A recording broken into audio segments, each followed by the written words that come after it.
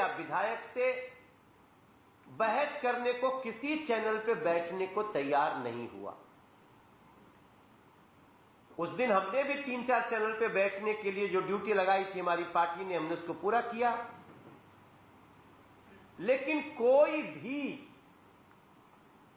Sting के ऊपर बोलने को तैयार नहीं हुआ, क्योंकि ये स्टिंग सीधा सीधा प्रमाण है कि किस प्रकार से दिल्ली में एक भोली भाली सूरत दिखाते हुए इतनी बड़ी लूट की गई है, किस प्रकार से दिल्ली को शराबी बनाने की एक बहुत बड़ी साजिश रची गई। लेकिन आज जब हम आपके सामने बैठे हैं तो चिंता की लकीर थोड़ी सी दिल्ली के लोगों के चेहरे पे और भी बड़ी हो गई। दिल्ली के सरकार में बैठे हुए लोगों के सांसद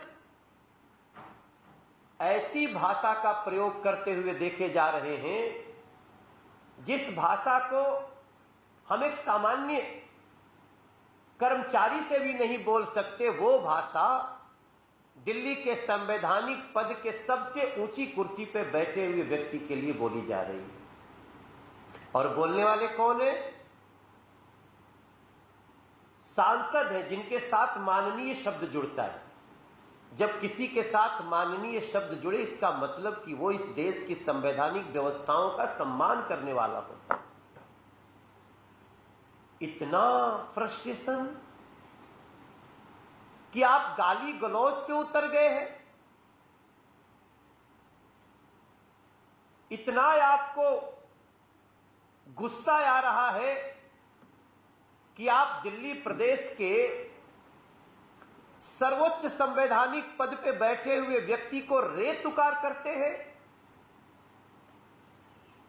हम ये समझ सकते हैं कि ये क्यों हो रहा है, लेकिन हमें उनकी मूर्खता पे हंसी आ रही है।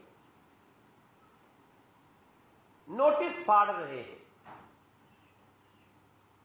नोटिस हाथ में लेकर और पीसी में नोटिस फाड़ रहे हैं गाली देते हुए। शर्म तो आएगी नहीं इन लोगों को। लेकिन इनकी मूर्खता कैसी है, इनको लगता है कि बस यही एक नोटिस आया, नोटिसवा फाड़ दो, खत्म हो गया। अरे ये नोटिस है अरविंद केजरीवाल जी, मनीष सिसोदिया जी, ये नोटिस है। ये तो मशीन से खट खट खट खट खट खट निकलती है, एक फाड़ोगे दूसरा, तीसरा, चौथा, 1000वां, 10,000वां नोटिस तो कितनी भी निकल सकती है। एक नोटिस फाड़ने से न तो आपकी जवाबदेही खत्म होगी और न ही आप बेगुनाह हो सकते हैं। आपको जवाब देना चाहिए। कागज फाड़ने से गुनाह खत्म हो जाता है क्या? मैं तो अब अपने पत्रकार भाइयों को बोलना चाहता हूं कि आप इनसे कोई सवाल करें तो थोड़ा दूर से करें। ये आपको क्षति भी पहुंचा सकते हैं, इतने फ्रस्ट्रेशन में हैं। हमें तो यह भी डर लग रहा, अभी कागज फाड़ रहे कर अपना कुर्ता न फाड़ने लगे ये लोग सड़क पे खड़े होकर के। आपको जवाब देना है। अरविंद केजरीवाल एंड गैंग, आपको जवाब देना है कि स्टिंग में जो जानकारी आई है, जो पैसों को कैश करके आपके नेताओं के घर में पहुंचाना था, मनीष सिसोदिया के घर में पहुंचाना था, उसका जवाब दो दिल्ली को। 50-50 करके मंगा रहे थे।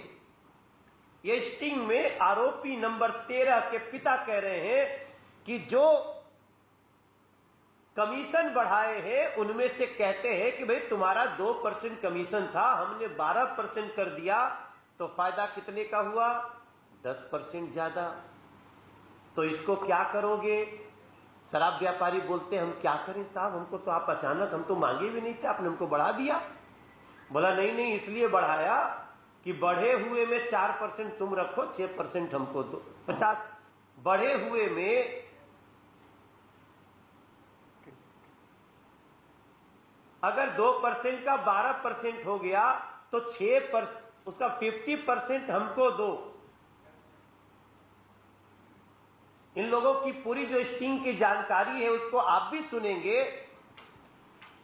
अब तो आप पत्रकार भाई बहन ही नहीं, अब तो दिल्ली के गली गली में इसको जोड़ा घटाया जा रहा है।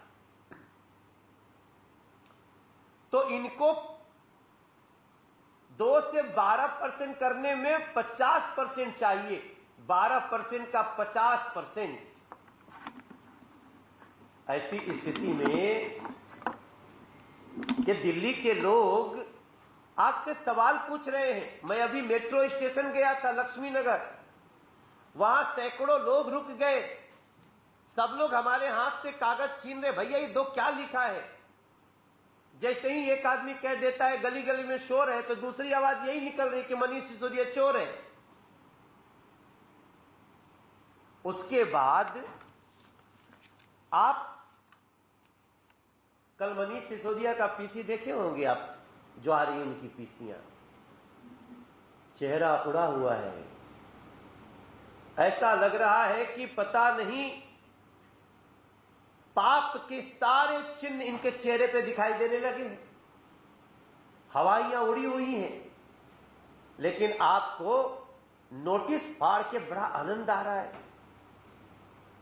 हमारे हाथ में एक कागज लिखा हुआ है, इसकी एक कॉपी हमारे पास है, इसकी तो सैकड़ों हजारों लाखों कॉपी निकल सकती है। आपके एक नोटिस फाड़ने से नोटिस खत्म हो जाएगी। आपने शपथ लिया कि नहीं? जो सांसद है वो संसद में शपथ लिए, क्या लिए? कि मैं ईश्वर की शपथ लेता हूं कि संविधान की प्रति सच्ची आस्था रखूंगा। ये शपथ लेना पड़ता है ना। तो तुम लोग भैया ये शपथ भी झूठी लेते हो क्या? आम आदमी पार्टी के सांसद, विधायक, मंत्री, आप लोगों का शपथ भी झूठा है क्या? सीबीआई और ईडी इस देश की एजेंसी है, जिनके बल पे जो ईमानदार लोग हैं अपने हर क्षेत्र में अपनी सुरक्षा की गारंटी लेते हैं कि ये संस्थाएं हैं, इनके कारण हमारा सब कुछ सुरक्षित रहेगा। कोई बेईमान आएगा, कोई अपराधी आएगा तो हम इनसे बात करेंगे, ये जांच करेंगे। और आप क्या कर रहे हैं? कानून के दायरे में काम कर रही एजेंसियों के खिलाफ आप वाले ऐसा ऐसा झूठ बोल रहे हैं, जिसका रोज अभी झूठ बोला और धड़ से 1 घंटे बाद उसका फैसला हो जाता है कि झूठ बोला। मैं आपको एक जानकारी दे रहा हूं।